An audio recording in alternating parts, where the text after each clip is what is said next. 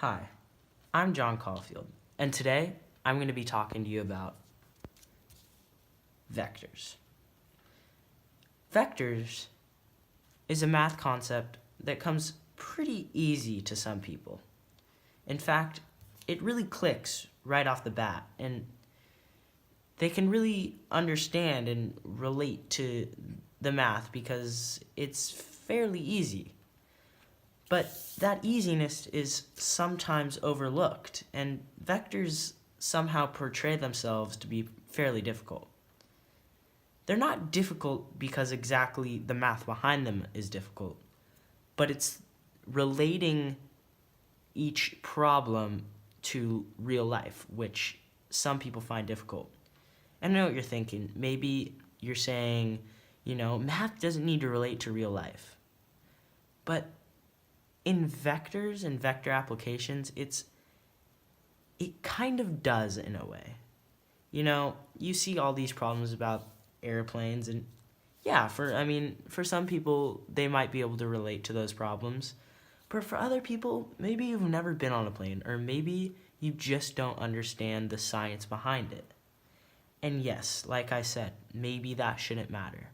But I myself am a perfect example of someone who psychs themselves out. And I understood vectors in the first lesson, but when I saw my first word problem and it was asking me to find, the direction and magnitude of the resultant plane and all this stuff, I was very confused because, it's just not something that relates to my everyday life.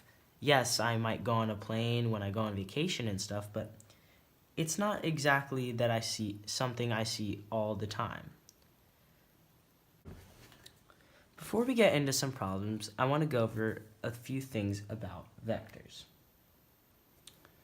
To start off, if you were to look vector up in a dictionary, you would find that it is a noun, and that its definition is a quantity having direction as well as magnitude, especially as determining the position of one point in space relative to another. In short, basically, a vector has both direction as well as magnitude. In most cases, it's some sort of speed and some sort of degree measure, or some sort of distance and some sort of degree measure, or something of that arrangement. The next thing about vectors that I want to go over is that when finding the bearing or degree measure or the direction, just as the definition said, is that when finding that degree measure, it is not the same as a unit circle. On a unit circle, you would find degree measures by this. So 0 degrees would be here, then 90, then 180, then 270, and then 360. However, when finding bearing, it is based off the compass: north, east, south, and west. 0 degrees, 90 degrees, 180 degrees, 270 degrees, and 360 degrees. Next, I wanted to show you a problem that when I first learned vectors, I found a little confusing. It reads, An airplane is flying in the direction 15 degrees north of east at 550 miles per hour. A wind is blowing in the direction south of east at 45 miles per hour. Find the actual speed and direction of the airplane. Now, you may be saying, John, this isn't a very hard problem, but for me at the time, it was, and I'm assuming for a lot of kids out there, it might also be. Because it just doesn't seem relatable. It's not something I encounter every day and, I'm thinking about or ever wonder about, just because, I don't go on planes that often. And yes, maybe that shouldn't matter, but I'm going to go over something that I've learned and that's helped me solve problems like this. Here, I have written a problem that relates more to my life and helps me understand vectors more easily. Here's a problem. Jimmy has just arrived at Salt Creek Beach for an early morning surf session.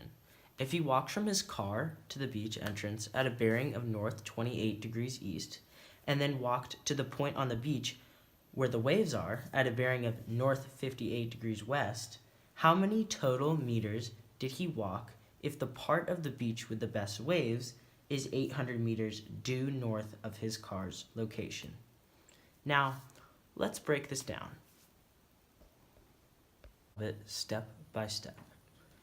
So, let's read the problem. Jimmy has just arrived at Salt Creek Beach for an early morning surf session.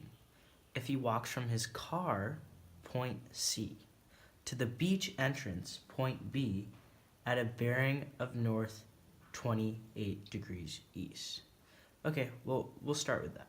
So, we have point C, right? Now, let's draw our compass. We know we're going to end at point B, but we have to use our angle measure to know what degree we're going to get there at. So, we start here. We go north 28 degrees east. So we start in the north direction and 28 degrees east. So that's going to be about here. I'll draw it in the other pen so that we can. So north 28 degrees east, and that's going to end at point B. So 28 degrees. Now, we'll keep reading the problem. And then Jimmy walked to the point on the beach where the waves are the best at a bearing of north 58 degrees west.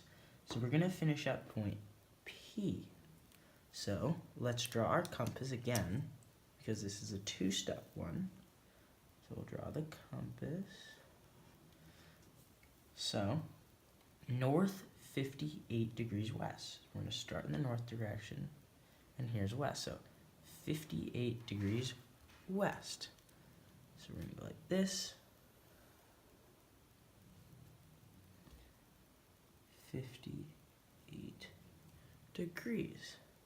And this is point B. Now, we're not done yet. We got to keep reading the equation to see if we can, the problem to see if we can find more things to write. So, how many total meters did he walk if the part of the beach with the best waves is 800 meters due north of his car's location? So this is his car's location, and this is where the waves are. So what we're going to do is we just draw straight down, and this is going to be 800 meters. Okay, now we can continue off of this.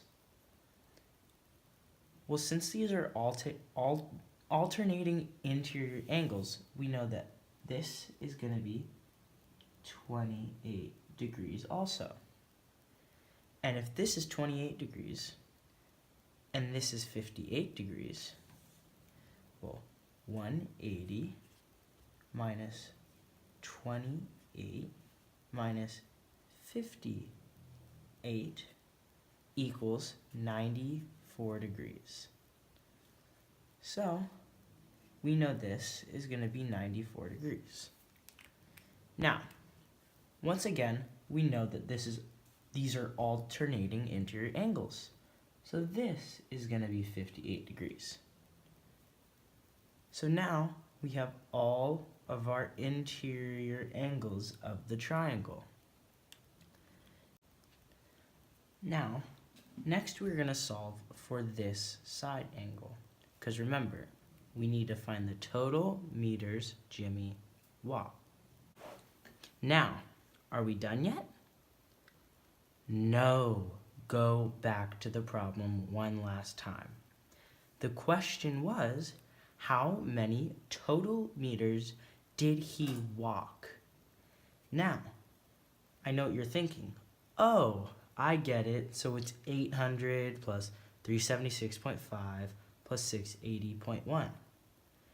But Jimmy never walked from here to here. All he did, he walked from his car to the beach entrance to here. He never walked right here. So all you have to do is add P plus C. And P plus C equals 680.1 meters plus 376.5 meters. And you'll get 1,056.6 meters. Now, I don't know about you, but for me, this really simplified it because I drew it all out and made it a real life scenario. You can now use this idea to solve this. Do you remember this? An airplane is flying, all that stuff. Remember that? Well, if you forget about the airplane, and maybe if it helps, maybe just think about something else. Maybe you're a boating kind of guy. Let's say it's a boat, or maybe it's you and your car. Maybe you like cars. Whatever helps you, try and relate it to your life, and maybe you'll be able to picture it better in your head. Thank you, and that is my lesson.